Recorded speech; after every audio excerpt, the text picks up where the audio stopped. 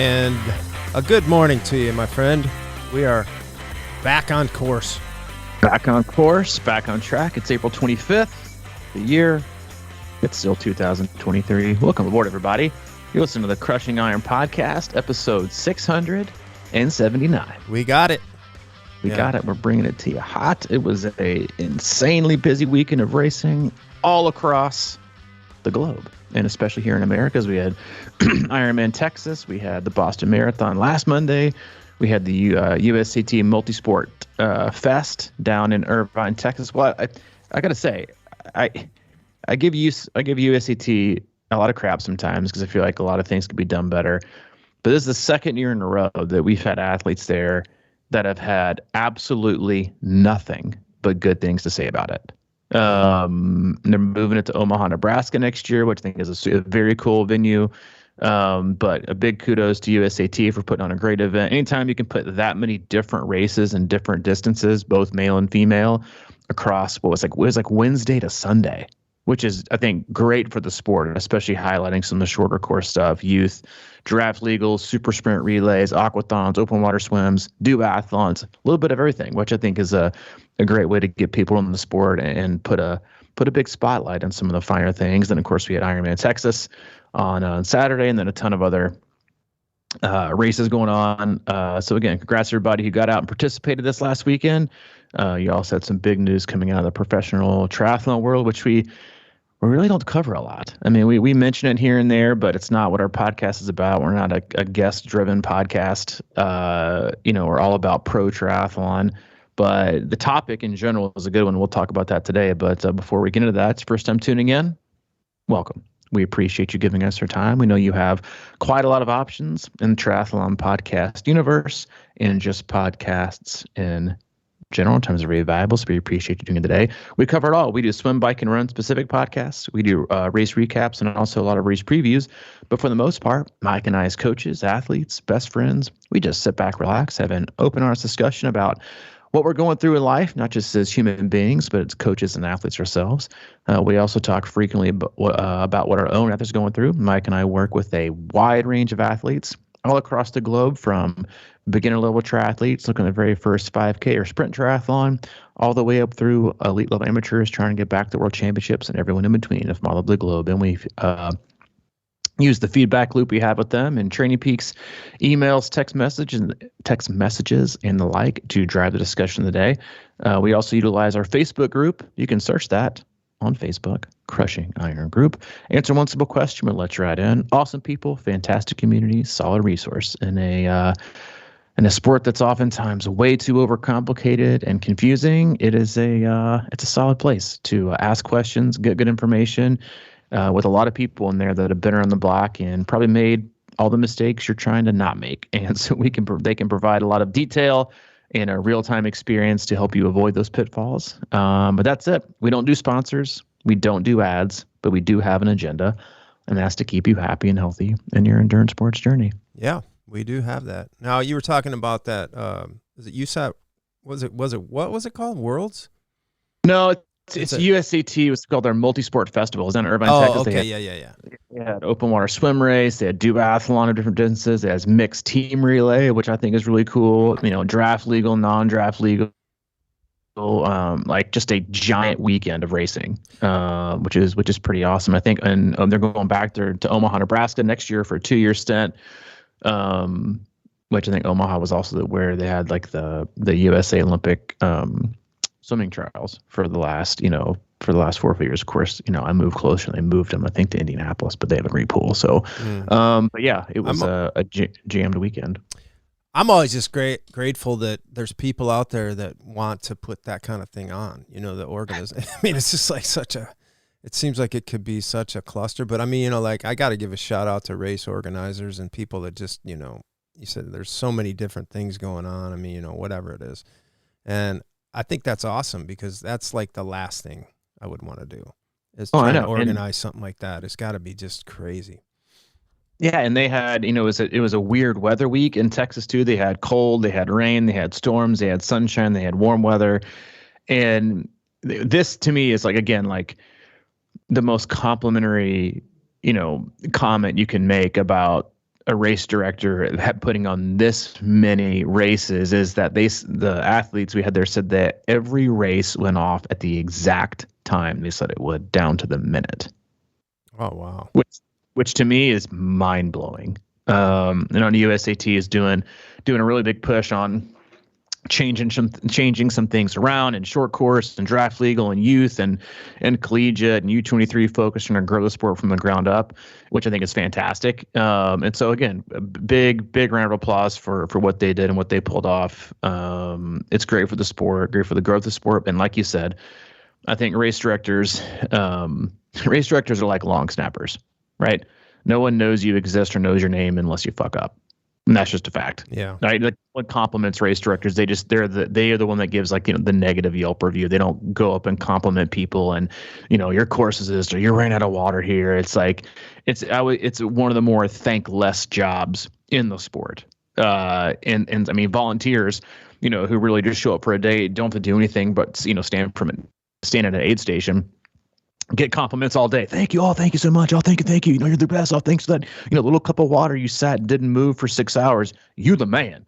But when it comes to race directing, it's people say that, like, oh, I appreciate, how bad. But when it comes to race directors, all you do is complain about them. And we've had, I think half the guests we've ever had on here are race directors. We've had Steve Del Monte on a few times. We've had our boy Ken Hammond on, and they have some really great insights into just race directing and how hard it is to pull off a race and all the things you don't see, and just put, and I don't think there's any race is perfect. Someone's always going to be a critic, right? That's just how people are wired. So, but yeah, it's definitely not one of those things that I have high on my list of things to check off in the triathlon space. You the man. It's true though, right? Like people come in, they're feeling themselves. It's so 100% true. They come in and like, man, you the man. Like you have no idea who they are. Total stranger. They've probably been on shift for 2 hours, haven't moved a muscle, handing out plastic cups of water with minimum effort, and they get more applause and high fives and thank yous than a race director gets in a year. I had a buddy. That's just a fact. I had a buddy who volunteered at Wisconsin, on the square there, that last aid station, but before State Street. Yeah. He was leaning against a truck. I was watching him because I hadn't seen him in a long time. He was in college, buddy, and I saw him across the road, and I'm like, I actually took video of it because I thought it was hilarious. And he's like leaning against the truck. He's just on his phone texting, and he had a cup of water holding out in front of him. He wasn't even looking at anybody. Someone would grab it. He would just get another cup and just hold it out. He was the man that day. He was the man around the corner. So you got something on your mind here, I think. We started talking this morning, and I'm like, okay. Yeah, we're on in Zen mode, and you're like ready to tear the world up.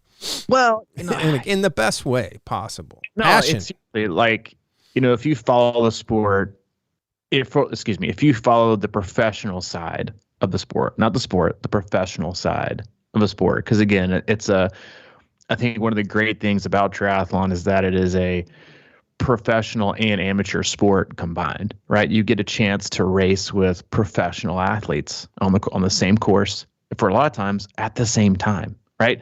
That's not possible running is the same way, but you don't see that, right? You don't see your average Joe from the neighborhood out trying to climb, one of the summits in the Pyrenees during the Tour de France, right? With the pros, like you don't see it. So a lot of amateurs keep up with professional triathlon, and I've always kept up with it. I'm super engaged. I'm not on Instagram or Twitter or anything like that, so I don't follow them as much as a lot of people, but I follow the news and I follow the races. And yesterday, the news came out that Collin, and there's been, I think, already like 30 podcasts, and they've talked about this, and I'm going to mention a few of them today. That U.S. triathlete Collin Chartier tested positive for EPO. He tested positive and is going to serve a 3-year ban. It's originally a 4-year ban. If you accept it and don't fight it, you get a reduction of a year. But for any pro triathlete, that's basically a career killer. And for reference, Collin Chartier, a little bit of a background. Again, I'd say he's an American triathlete. He won PTO Dallas last year. That wasn't really his coming out party, in my opinion. Or excuse me, it was his coming out party. He also won Ironman Mont Tremblant last year. Those two races were the first two big races he had ever won. Last year, he got a lot of. I think it gained a lot of popularity and gained a lot of, I don't want to say fame because I don't think a lot of any really professional triathletes have a lot of fame, but in the triathlon world, he was started to get really heavily followed because he was being coached by Mikkel Eden, Gustav Eden's brother, part of the, quote unquote Norwegian method, where they test lactate every 2 seconds. But he was also, at that time, because he was training under Mikkel Eden, so was Lionel Sanders, he was in a lot of Lionel Sanders YouTube videos in their lead up to Kona. Everyone thought they were going to, crush it. They had a whole YouTube series about, all their testing and their training and their heat acclimation. And then they both, coincidentally laid an egg in Kona. But he got a lot of fanfare from that. He won, I think, $100,000 check at PTO Dallas. So big deal. A lot of people had thought he might be a dark horse in Kona, but again, he had a very, very bad day. Was on a bunch of podcasts. He was on a frequent guest on the How They Train podcast. Even had their own kind of sideshow talking about their lead up to PTO Europe, which I think is in Ibiza in 2 weeks. And then just kind of dropped off and was also signed up, I believe, to do Ironman Texas. And then he just kind of quote unquote dropped out due to injury. Obviously with an EPO bust, it's a significant deal. You've had a lot of athletes that have been busted for, all kinds of different things in the last, forever, right? Because there's doping in every sport. But EPO is one of those things where you can't blame it on a burrito, right? Or a salt stick or tainted meat or your buddy's something. It's it's no way. You have to, there's really no way to get out of saying, you did EPO, but to just take the hit. And he did.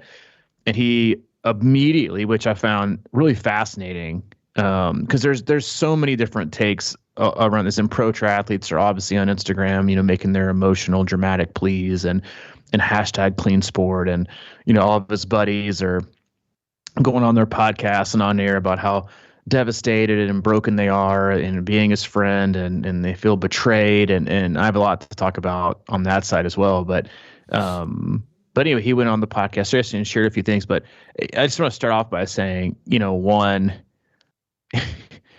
if you are, because this podcast isn't going to be about Collin, it's going to be about decisions and consequences.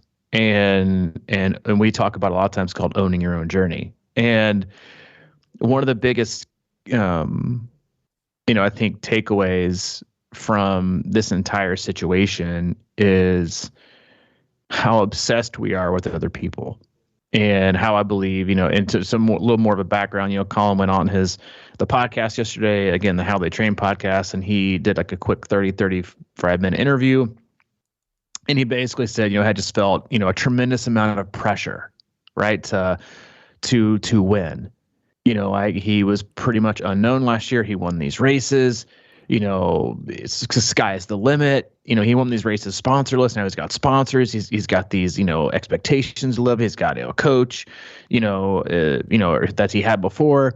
He got injured a little bit, so he said he started taking, EPO, and first round was, I think, November, right? Was when he ordered it. So after he won his races, which is frankly, hard to believe. When I'll say a few things that I thought were interesting, about the massive workouts he was doing post being injured, that you would honestly have a hard time thinking that the coach wouldn't see.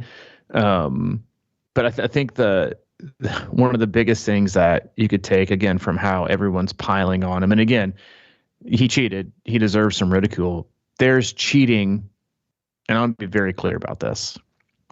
There is cheating and doping in every age group, both male and female, in every big race in the world. Period. That's just a fact. And you can choose not to believe it, which is why I think it's so all the people acting so broken in emotion about them, you're just naive, right? There's cheating everywhere, in everything and in every sport. I feel like every decade we get a slap back in the face, of a reminder of, of all the people that we looked up to. You had the Lance Armstrong era, you had the Kenyan running era, you had the, the marginal gains, right, era with cycling, the Chris Froomes, like they all go down. We spend years obsessing and idolizing people for feats that are largely and oftentimes aided by doping and cheating. And there are so many males and females that cheat their way to the top of their age group. That's just a fact. There are dudes juiced up on testosterone so high that, that's unreal. It just happens. It happens everywhere. Do you want to know why? It's because people are imperfect. Everyone is imperfect. 100%. Everyone is imperfect. Everyone makes mistakes. Everyone does stupid shit. People are addicted to alcohol. They're addicted to drugs. They're addicted to pornography. They're addicted to gambling. They're addicted to other people. People fail miserably all the time. And he's just another example of it. I feel like a guy that was and if you listen to the podcast, he sounds, I honestly, and because I can relate, not to the cheating, the doping part, but he sounded like he was at his rock bottom, and I genuinely think I don't want to say he wanted to get caught, but he was in that mental space of self-sabotage mode where he didn't care. Right. And that was kind of one of the things he said on the podcast, was that he didn't really, he was just stupid about it. He actually said, which I thought was kind of irresponsible, but also probably frankly true, is he said he believes, that the best in the sport are also doping. So he felt like he had to do that to keep up. So again, like there's a ton to unpack there, but I think one of the biggest things I wanted to start with is that owning your own journey, making it about you, right? Not your times, not your Kona qualification, not beating so-and-so, not keeping up with so-and-so, like just doing you, worrying about you, focusing on you, quieting out the comparison opportunities on Strava, on Facebook, on Instagram, where people are living their lives or going to the beach every other week or throwing their money around or doing this and doing that. How many times do we have to see great idols fall? Whether it's, in sports with doping, whether it's in real life going bankrupt or they're in debt by billions, right? And you thought they were, just living the absolute dream. How many times do we have to be reminded that no one deserves that much idolization, right? No one does, because everyone is imperfect. Everyone has a story. Everyone is finding things. Again, that doesn't make, I'm not trying to make excuses for anybody or for Collin, but what I'm trying to say is, again, because what I wanted to talk about before this even went public was decisions, right? I was to Ironman Texas and how many decisions come into the day and how we focus so much, right, on what other people doing in Facebook groups, right? Questioning the workouts you're doing. Am I doing too much? Am I doing too little? Should I do more thresholds? Should I do more VO2? Well, so-and-so's doing this and so-and-so's doing that. Well, I got to keep up, when you don't take the time to get down your own nutrition plan or learn how to change a tire or read the athlete guide. Like we're the details that you can own on your own, right?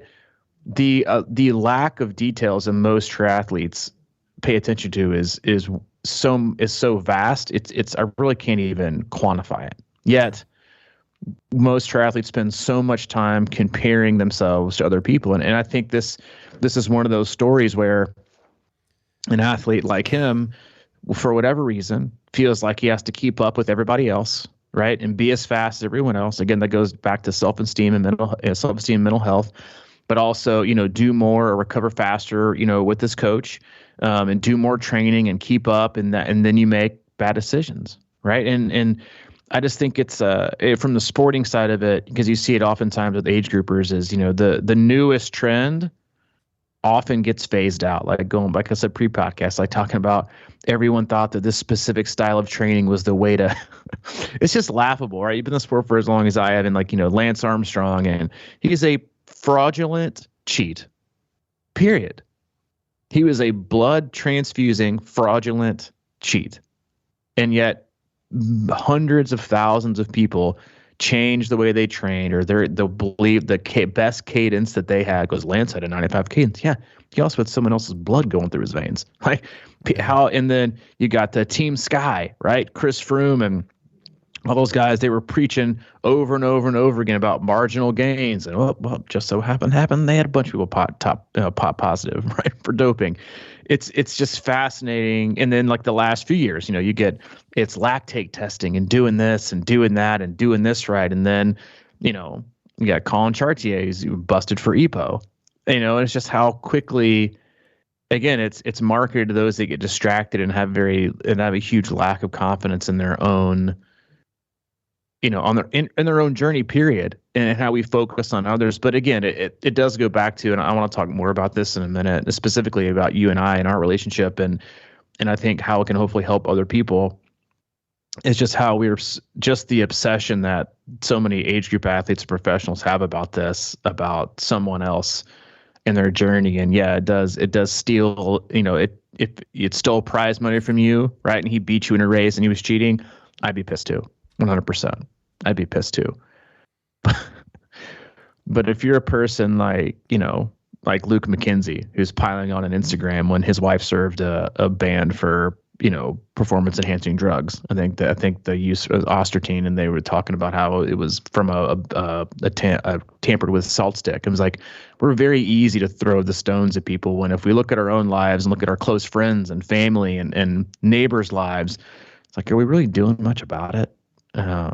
And I think the ownership we can take in helping people and paying, excuse my language, got kids in the car, cover your ears, paying the fuck attention to the people that are around you and what they're going through, and instead of just pretending like everybody's fine and shoving your nose into Facebook and Twitter and Instagram to look at people's fake highlight reel and then convince yourself that they're okay because the hard work's having a hard conversation with them, or turning them in or calling them out or distancing yourself. Like, we got to do better doing the hard shit. And I think there's a lesson in this that has nothing to do with doping, but is more about the pressures you feel because of your obsession with other people that can lead you to bad decisions, but also how we as a society love our favorite place is to have our head in the sand. Favorite place. Because we can pretend like everything and everyone is fine. And then we can't take ownership. We can just act surprised and distraught and in tears, right? When something bad happens, when really the writing was on the wall a lot of the times, right? In some way, shape, or form for most people. This really always hits home with me because I've always believed this, and I always feel this tug, right? There's always a tug to sort of be somebody else, maybe, and especially I think the last 3 years have really kind of like peaked it in a big way, because there's so much chatter and there's so many people trying to be this and ever. And it kind of came to me one day as like, man, I always knew this, but it really crystallized that all our heroes are dead.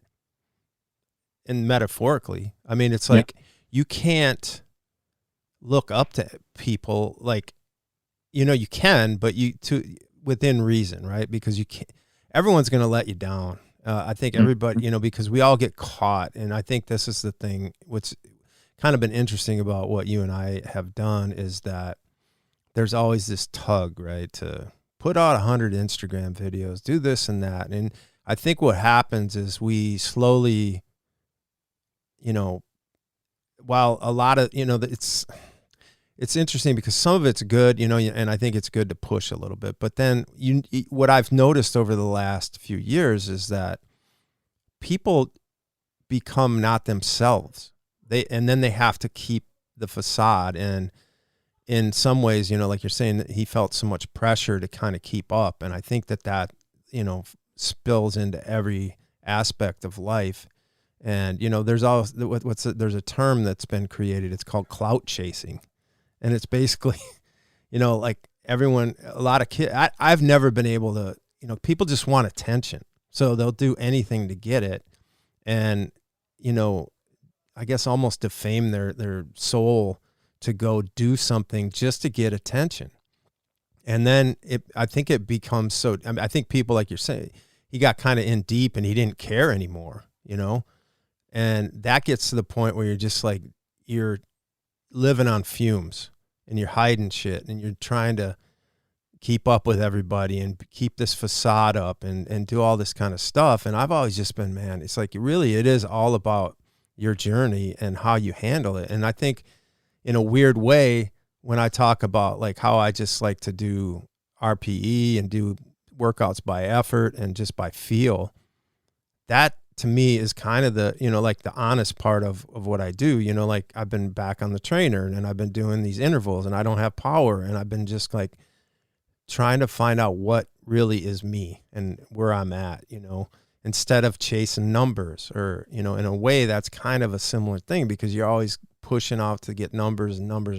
And how many times have we seen it? People with, you know, they chase a Clout FTP and the next thing you know, they're just killing themselves and they can't keep up and they're just trying to be somebody they're not. It's similar. I mean, there's so many little nuances like that in the sport with training and everything like that. And it really boils down to, you know, just being in your breath and being the best you can and not trying to be somebody else. I mean, it's so tempting to always, you know, try and be somebody you're not. And it's like it drains you. And I totally feel for some of these pros and how they can get caught in that trap and how competitive it is. And, you know, like you said, everybody is looking for the advantage, you know, whatever it was back in, they've been doing it forever. And I think it's just kind of a sad thing. You look at what's, you know, we're always going like, this always reminds me of that McGuire Sosa thing. Mm-hmm. And we just sat back and worshiped these people. Yep. And with like, it was like, how could we not know, you know? And here I'm always talking about, oh my God, he held a 4:30 marathon pace or whatever, that kind of shit. And it's just like happening right in front of our eyes. And we're not even, you know, going, wow, something's weird here or something's going on, because it seems so incredible. I think we all want to find that hero, and we all love to, it's a weird twisted thing that we love to brag about other people doing amazing things sometimes. And instead of kind of trying to find out what we can do, you know, that journey that we have with ourselves. But it's just so, you know, I find myself doing it too. It's like, holy shit, dude, 27.9 on the bike, you know, on that course. Oh my God. And then you got to kind of wonder sometimes. I mean, I'm not saying everybody, I don't know. I have no fucking idea, but it's like step back and there are no heroes, man. You should be your own hero.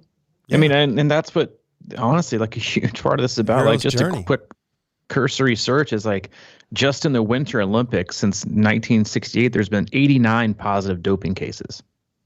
And those are for the ones that are terrible at doping. Right? Those are the ones that were stupid enough to get caught. In the Summer Olympics from 68 to 2022, 154 medals have been stripped. 9 medals declared vacant because they can't reallocate them because it goes too far down the list because people are doping. Like, these are the people that we idolize. This is why when I tell people, like, who would you love to meet one day? I'd have loved to have met Kobe. 100%. Would have loved to have met Kobe. But I rarely ever get, really ever, like, oh, so-and-so. I'm like, that doesn't mean shit. I don't get starstruck. I just don't. Like, because I don't see, I think I see people for what they are, which is flawed and imperfect. Right. But also, people can be great. But like you said, like, imagine, and this is such a, it's honestly more of a symptom in age groupers than it is in professionals. It's how so many age groups, again, an example, like, the last year or two, people, just as soon as, Christian Blumenfeld and the Norwegian quote unquote method became super popular and it's super scientific based, how many age group athletes tried to like do their own at home lactate testing? It's like, are you serious right now? Like, 99.9% of people on the planet can't even do one right.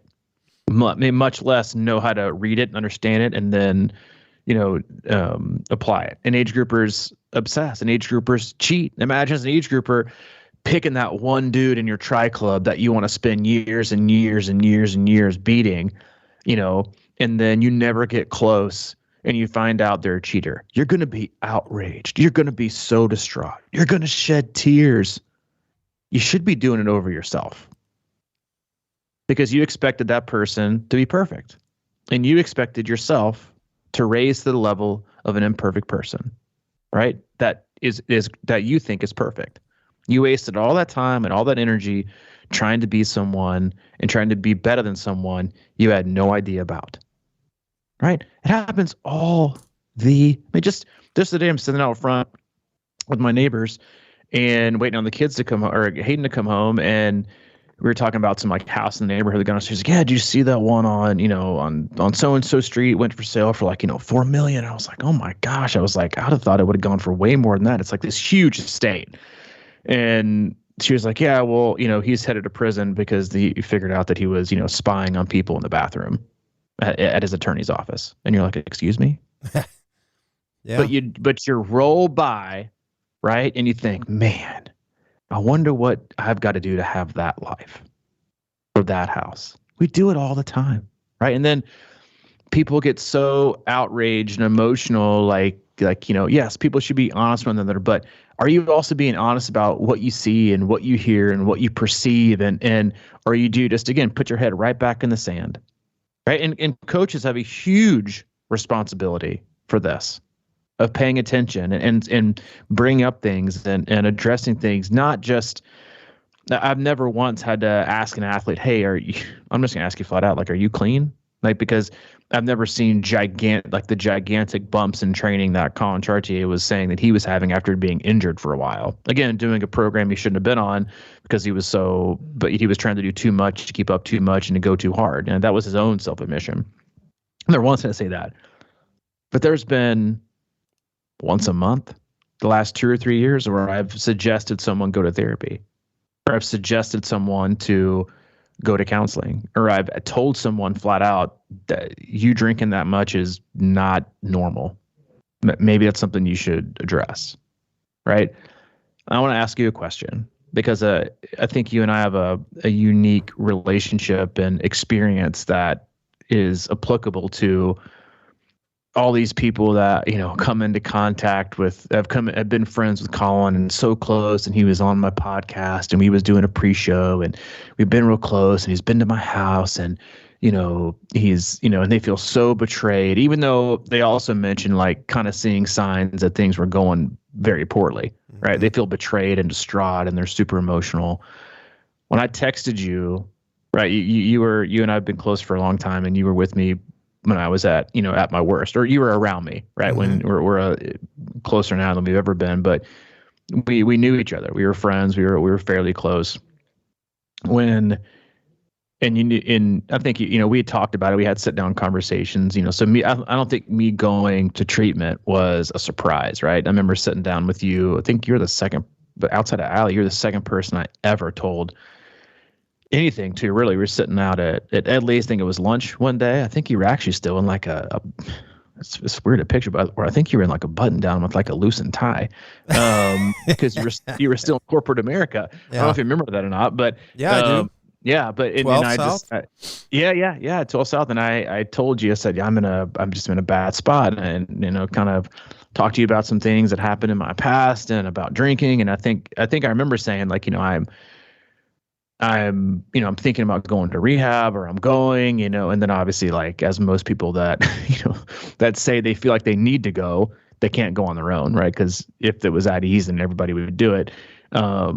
So obviously you knew that I was in a bad spot, but when I remember texting you saying I was headed to treatment, what were your feelings when I told you that? I think, man, I don't really know. I just remember that, cause they had an intervention, right? Mm-hmm. Yeah. Mm-hmm. And I remember I was invited to that, And I was like, shit, I can't do that because I've been rolling with you. You know what I mean? VIP territory right there. What's that? That's like VIP treatment right there.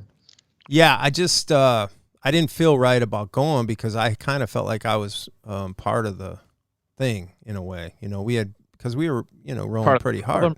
Or you just kind of hang. You were, you know, we were out getting, you know, shit faced like anybody else. Yeah. So I'm like, I don't know if I can walk in and go, dude, you need help, man. I was like, I fucking need help, you know, or whatever. And you know, I guess I was just I think, you know, I just felt, I don't know. I mean, I my dad went through it, you know, so I kind of felt like I knew it was a good thing on a lot of levels, and I felt good about it, I guess. And I was mainly just hoping that you were really comfortable with it and you didn't feel like, you know, somebody was jamming you down there and you didn't want to. And, you know, it's one of those weird things. It's like, yeah, I kind of, but because I've been around so many people that could easily do that, you know what I mean? And so I've seen people come in and out and not go and turn it around and all these kind of things. So I was just hoping that you felt good about it and you were comfortable with it. And, you know, I mean, I guess it was kind of intense for me to think about because, like I said, we were just doing our thing and everything, and I didn't realize maybe how deep it was. Like, you know, you've talked about hanging out and drinking at home and stuff like that, and not leaving and like that kind of shit. You know, you don't see any of that, right? You know, it's like when you're kind of hanging with people and you're going out, you see people are having a good time and happy. You don't see, you know, the other 20 hours of the day or whatever. And that's always been the weirdest thing for me. It's like, man, they're always in a good mood. And then you hear they got divorced and they're beating up on people. And, you know, like, it's like, whoa, what the fuck? So, yeah, I mean, it's just, I don't know. I'm just always empathetic and I guess compassionate about all that kind of thing. I know people have struggles. I know that I've seen a lot of struggles and I've had a lot myself and I battle that. I mean, that's just, I think one of the good things about my dad going through treatment so early was that I saw that. And I mean, he did it back kind of when it was a little bit rare, you know, it was like, oh boy, he's an alcoholic. Jesus. You know, that was like real taboo shit. And, but I learned a lot from him about that and just in general. So I've always had my, you know, finger on that pulse. So I knew that it was a good thing and I knew that it was going to be difficult. And I mean, it was difficult for all of us, really. Yeah. No, and that's the first time I've ever actually heard that you got the invite to the interview. It was like an evite. It was like emailed out with like some pictures on it or something like that. Like, you know, Robbie. No, I don't think so, kidding. Dude. It's like awesome we can joke about it now because it's stuck. But a text I looked at for like a half hour. And I went, that's right. But in all seriousness, I think it's important to note because part of the outrage and I think of everyone in life is that, you know, when you feel like you've been fooled, but it goes on responsibility for everyone, right? Like, you know, there were a ton of people when I went to treatment that thought I didn't need it, that thought I was just like, you know, being dramatic, you know, and if you want to hide something, you can hide it. But also that's the perfect combination when you blend it in with a society that doesn't want to see anything. We don't want to see warning signs because you're right. Like, you know, you and I go out and party just like a lot of people would. Yeah, did we drink probably too much? But sure, you know, sure. But then I would go home and I mean, I was going through like 5-6 handles of vodka a week. But people probably only saw like 10% of that. You know, they probably think I go home and act like a normal person, but I wasn't. Right. And like you said about, you know, feeling like you couldn't go to the intervention, you know, you weren't really part of the problem, but maybe you're a, you know, feel like you're a bystander or a, or a enabler, right? Which is a word a lot of people use about things. And in a lot of aspects in life, right? Where we enable by just frankly keeping our head in the sand and not doing anything. And again, this doesn't make you at fault, right, for another person's actions. But what it does put you, you know, in a spot to be responsible for is how you see and view and idolize and worship, and then what you expect of other people and how much you want of your life to be like someone else's. Because the amount of shock and awe that people have when someone goes down or someone's, so and so, or like that's largely that's the shock and awe and the emotions, like that's the pedestal you put them on. Mm-hmm. And that's the idolization you were doing. I mean, just because age groupers get popped all the time too. Like, yes, there's not nearly enough doping control and testing across all sports. Do I believe, there's been, great, well-named professionals in the last 5 to 10 years that have been, drugged up? Yes, I do. Because like you said, like you idolize in the moment, but if you don't think that, usually, it's just like kind of getting the, does it seem too good to be true? Then it probably is. Right. And that's the feeling you kind of get when you're looking at sports these days around all kinds of things. You're like, that doesn't seem quite right, but it's fun to talk about and be around. So whatever. Right. But I think and again, this isn't to put blame or ownership on Collin's friends or anyone listening, or it's just that we all take responsibility for a lot of things, right? And that's why I think it's so important to we talk about this so much on the podcast about shelving expectations, making your own journey, being responsible for you, staying the course, right? Think about how many people saw his results last year and felt like they needed to up their game because they were getting passed, right? So they changed coaches. It happened. It 100% happened. Think about how different your life is now because you based it on someone else. Oh, but that's professional sport, Robbie, and it's different. Yeah, but still, not every athlete does that. Not every athlete does it. Are you reactionary? Right? Because it does. And I had this conversation with someone else the other day. Another person emailed it to me as their own self-reflection. I was like, when it comes down to it, the only person you can really, really, truly look up to be your hero, to be your number one, to be there for you when it matters most, to count on all the time is you.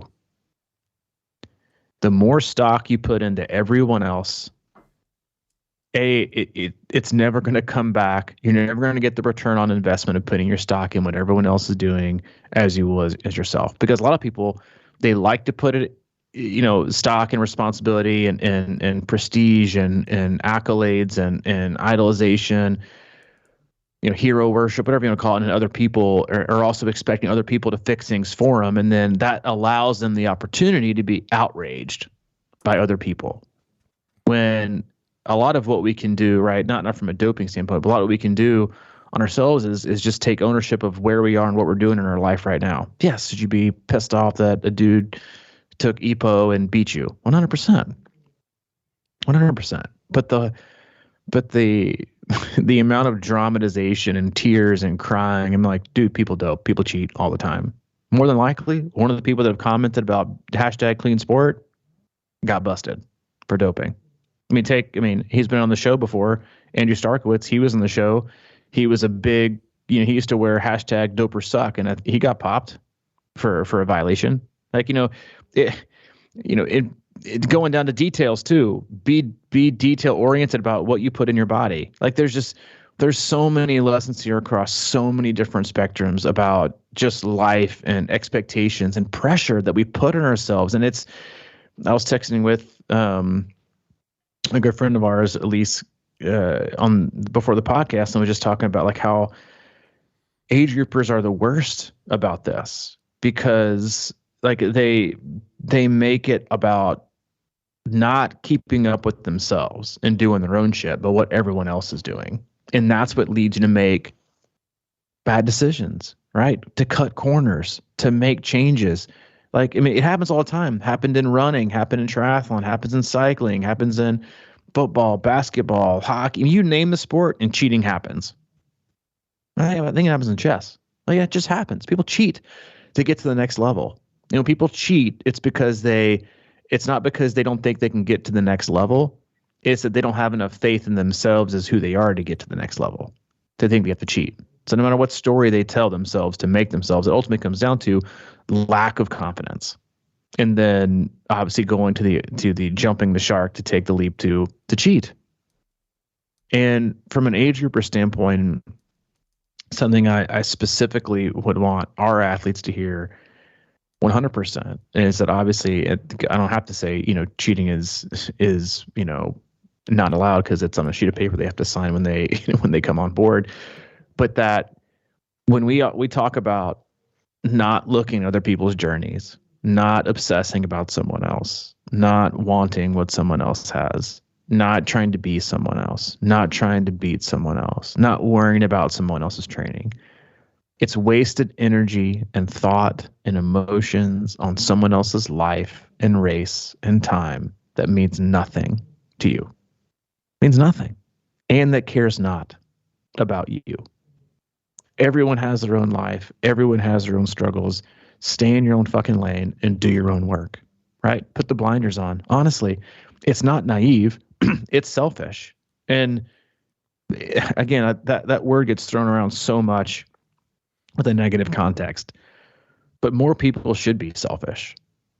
Saying no more frequently and stop saying yes to everything and taking on too much and being overscheduled, right? Say no to races, right? Take a day off, right? Stop obsessing and just be selfish with your own journey, right? Picking your own races, the ones that mean that you can actually do things and be successful, not because other people are doing it, right? Just think about that. I got FOMO, so I signed up. So you dropped $800, $1,500 on a hotel, and committed to 9 months of training for a race that's really hard that doesn't fit in your life because your buddy did. What the fuck is wrong with you? Be selfish. Like, own it. Own your own journey. And again, like, it pains me to think of the amount of age groupers and professionals that have totally deviated away from what they knew in their gut was the best thing for them and that had worked so well, but deviated because of a trend, right? Or like I said, in Collin Chartier's, position, he came up, he started to beat some people he hadn't beat before. So, I mean, I can think of 2 people off the top of my head who changed coaches this last year that just, they say they needed a fresh change, but all these things come into play, right? Everyone, puts all this stock in the new Norwegian method and how great lactate testing is and all these specific workouts that these 2 guys have done since they were basically 16, right? And then they pick up 3 coaches, only 1 left of the other ones who just won Ironman Texas. But Lionel Sanders, of course, he's a coach killer. He goes through coaches like, my kid goes through, Powerades during a hockey game. But he's gone. The other guy's been on EPO. So like, what do you really know is true? And are you following a trend? And if you're following a trend, is it even anything real? Is it anything real? Right. But we change so much in our life even, right? We change so much of the trajectory of our life based on things we think are reality. When I guarantee you less than 20% of it is. That's real. But you change your life, right? More people change jobs in 2020 and 21 than I think ever before. And a recent poll showed that over half of them wish they had not changed jobs. Right? Everyone's making changes. Everyone's doing things. Everyone's doing this. Everyone's doing that. I guess I better. And they look back and think, God, that was really dumb. I shouldn't have done that. Right? There's a quote I love that says, if the grass looks green on the other side, it's probably AstroTurf. Yeah. It's probably not real. Right? Yeah. And the AstroTurf, the grass takes work. Right? You got to take care of it. You got to maintenance. I think it'd just be easy to spend some money and get that. It's just, there's a lot of blame to go around, right? You can blame Collin for, and ultimately he's the one that takes the ownership for his own things, whether he does it or not. That's up to him. Don't really care what he does. I mean, it's just a person who ran and biked and swam fast because he was on drugs. That's it. Like, and again, I think it's and no fault should be taken on someone else, on his friends or his coach. No one else should take responsibility for it but him. But people always pile on the guy who gets caught, right? They always pile on. They're always shocked. They're always just, I can't believe it. It'd be like you being shocked that I went to rehab, right? It wasn't shocking, you know. Mm-hmm. Well, you had a VIP invite to my intervention, but still, like that's like you being shocked. Oh, I didn't think there was anything wrong. I mean, I had 6 vodka tonics at one night. I mean, every night of the week. That's, whatever. You know, people like to party. I'm like, no, they don't. That's not how it works. But like the amount of reaction is always fascinating to me. You know, when people get vilified, as you should, you know, about cheating. But outside of that, you know, we expect, you know, like, oh, well, he owes this or he owes that, or yeah, he, you know, if he get back some winnings, sure. If he cheated during it, 100%. But all the other stuff, like, what, I mean, where are we really? Yeah. Like, the amount of stuff we expect other people to owe us is more reflective of where we feel and where we are with our belief and what we see than anything else, and how much stock we put in. It's just funny listening to people talk about it. It's a sad day in the sport, man, for triathlon. Like, it's just a sad day. Like, and I wonder how many amateurs, right, that have done triathlon have committed suicide in the last 2 or 3 years, who have overdosed, who have ruined their lives, who have way more than the people that have popped cheating. Oh, but it's a sad sport, sad day for the sport. Sad. Why? Because someone got caught doing what we all know is going on. Like, let's just be honest. And I think it's really important for people to hear that, like, no one's perfect. Everyone makes mistakes. No one should be idolized, nor should you be shocked and surprised and dismayed when someone is. Because a lot of times, like, we're so busy about worrying about ourselves that we don't worry about other people, right? And I mean worried about what they're doing and how they're performing, but, like, do you really give a shit? Like, do you really, right? You know, do you really care what's going on? Or is it just like people partaking in your madness, right? Or in your instability or in your darkest days? Like, are they people that were just part of the sideshow, right? Enablers or whatever you want to call it. Like, there's just so much ownership we all should take in so many different areas of life, you know? So when you're throwing on and piling on and doing these things, and you're so shocked, right? And I'm just at total disbelief and destroyed. And I'm like, you know, he took EPO, right? He didn't go, you know, rob a bank and shoot 40 people. Like, it just, the amount of stuff we put in other people is just, I think, very reflective of where we come. Again, going back to what I said at the beginning of the podcast, like, our obsession with other people and their lives and their races and their results and their training is just way out of hand. And social media just freaking throws on the petro for it. You know, back in the day, we used to talk about this guy in a white lab coat with a pocket watch, you know, waving this watch in front of somebody's eyes, and that was called hypnotism. Mm. That's how we got hypnotized. I worked in television for a long time, and that's how I can't even watch it anymore. It's hypnosis on steroids, man. It's fake. Everything about it is like, I made videos and I would cut up the best things to make something look like what it isn't. What we don't realize is every time we turn that on, that's what's going on. It's not even real. And that's why I think for, you know, I don't know, it was probably 5 or 6 or 7 years ago, I started getting into like long form podcasts, you know, similar to this, I guess, that was just discussion. It wasn't edited. You know what I mean? Like, that's where I'm at with everything now. I want to see sort of the most real thing ever. So I'm just more drawn to shit that's not polished, and it's more real if I listen to a podcast or watch any kind of video or whatever. Whenever I start to see kind of the edits and all this kind of stuff, I just don't believe it anymore. And it's a weird thing for me to think about, like, over the last, 20, 30, 40 years or whatever, people just sitting there one way absorbing a message that's been crafted, and it changes the perspective that we have of people, and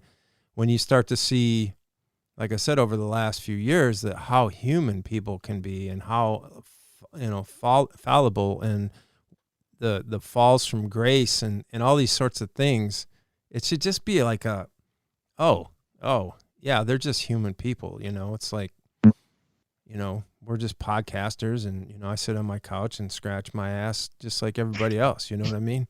It's no big deal. It's like, it's all about our own journeys. And I just bring it up because the hypnosis part of it has been in full effect for the, you know, several years now. And, you know, people are just saying shit to get the other side of the coin outraged and fighting with each other, and that, you know, like politicians, you know, like things like that. If if you idolize or trust politicians, I mean, come on, you know, it goes on and on and on. And it's just it's just kind of a wake up call, you know, for a lot of it. I mean, it takes a while because it's not easy to come out of that hypnotic state, is my point.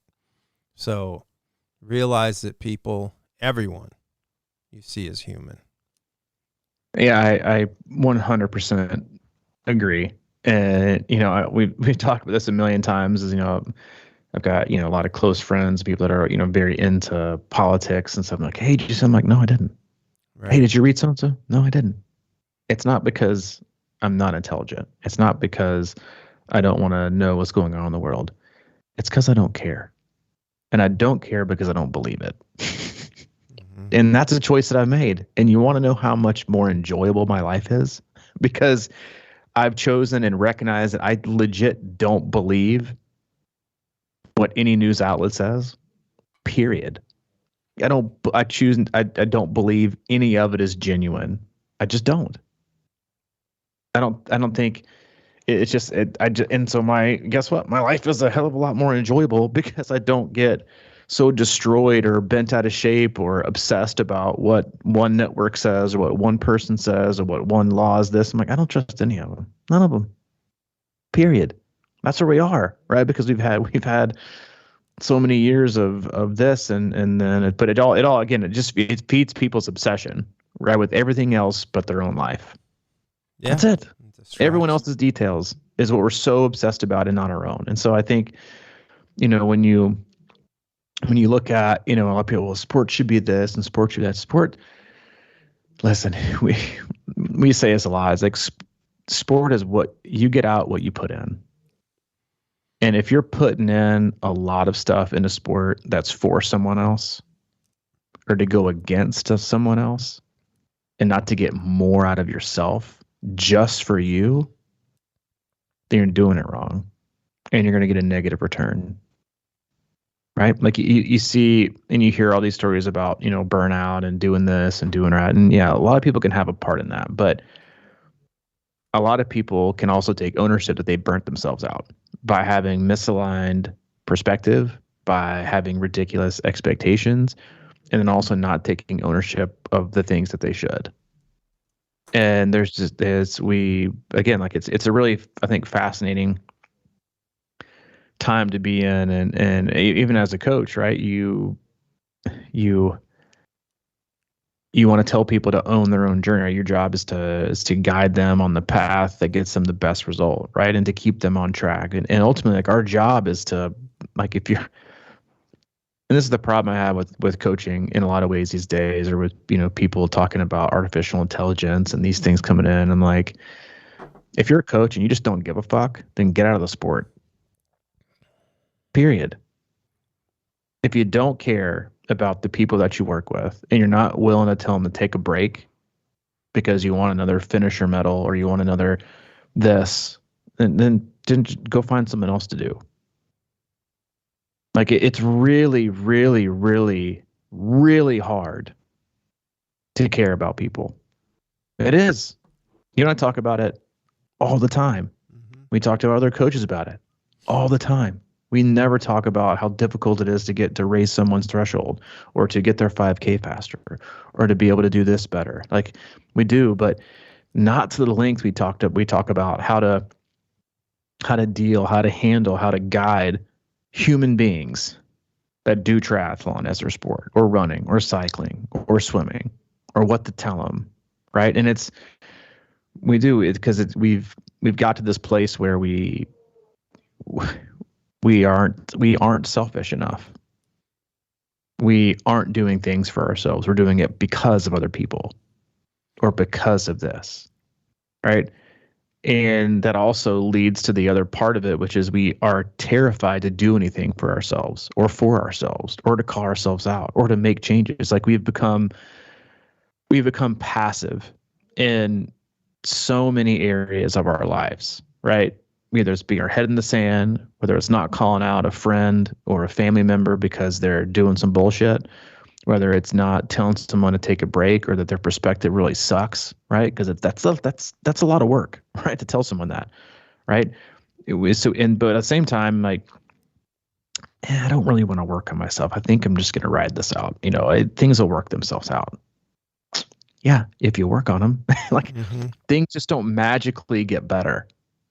They just don't happen. That doesn't happen. It doesn't magically get better, right? I get, and we can end it here before I talk from their 5 hours. But to me, the best visual I can give to most people about what we are choosing to not put in is that every time you go to the gas station, you see the same dude walking in, scrunging up a couple dollar bills out of his pocket, and he's buying lottery tickets.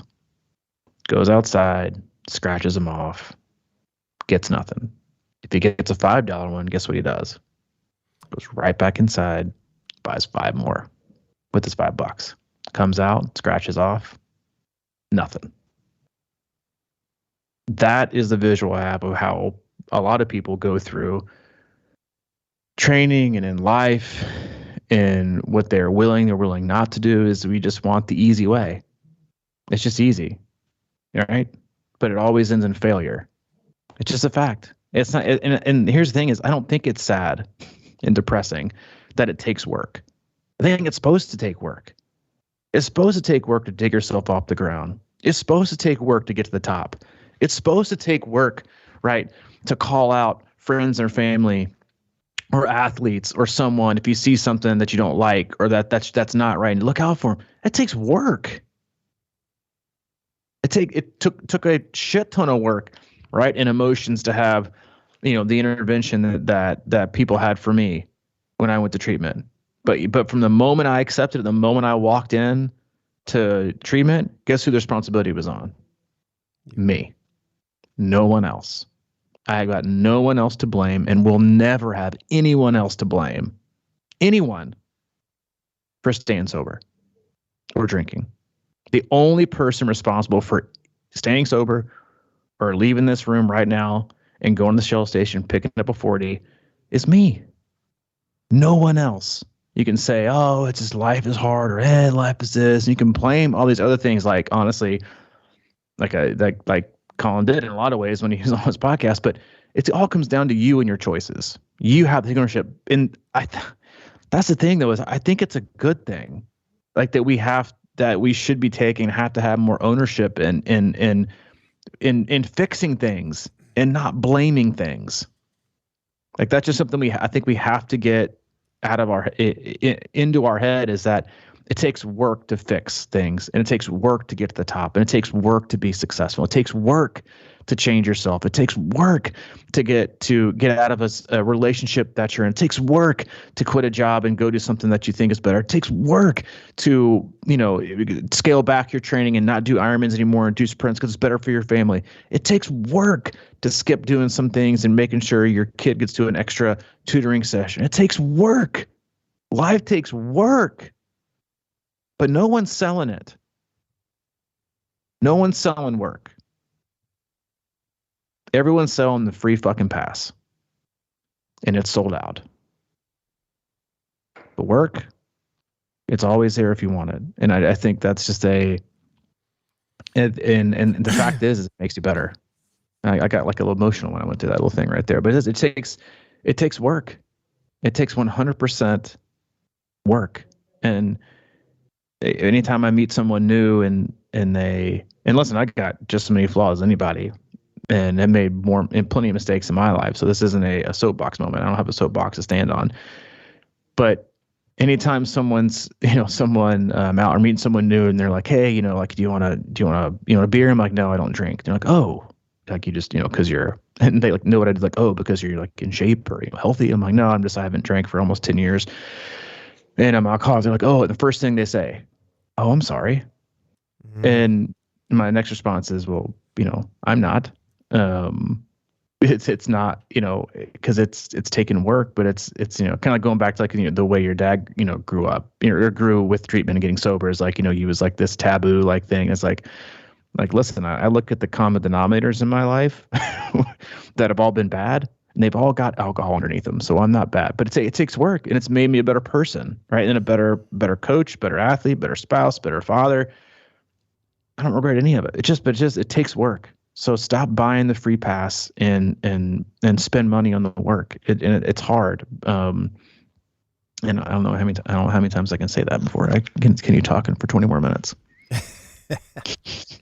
It's all good, man. Just a quick little story here. I write down notes while we're doing the podcast, and I needed a blank sheet of paper. So today I went up and I asked my mom if she had some copy paper or something laying around. She goes, how about this? It's like a notepad that says things to do today on it. And it's got like 12 lines with check boxes next to it, that type of deal. And I said, yeah, that's good. And she goes, yeah, my friend got it from an estate sale that she works at. She said there was a whole box of them. I can so see your mom talking like this right now. Yeah, estates. And my comeback was, oh, I wonder if they got it all done, before they died. And I was just thinking about like things to do today, they had a whole box of things to do today, and they passed away. And back to my thing about TV, I'm sure that out of all these sheets of paper, I wonder if anybody's ever watch TV on a thing to do today. But that's like the kind of thing that's one of those things that we just find ourselves doing a lot. And, but there's so many more things that we can do for ourselves and not, like we said, worship heroes or do any of that kind of stuff. So just go inside and get done what you want to get done. Yeah, and sure as hell don't look up to us. Yeah. I mean, we're just talking it through ourselves as usual. Seriously. Yeah, that's how we do. So I hope this was beneficial in some way, shape, or form. Again, it's some triathlon, some life, but all straight up. And this is one of those podcasts where I'm really thankful we don't do sponsors and ads, because you got to be real careful what you say. But guess what? We don't. As always, we love you guys. We appreciate you and everything you do, and for being a listener.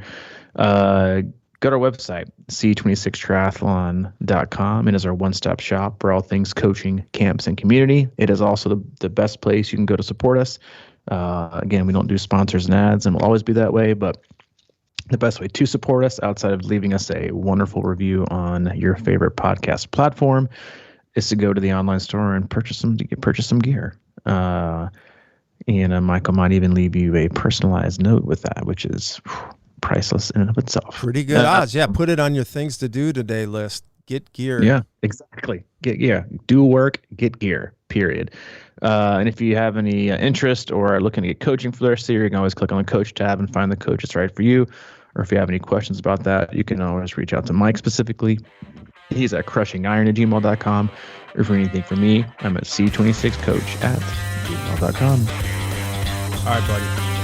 Let's get back to work. Got it. See you later.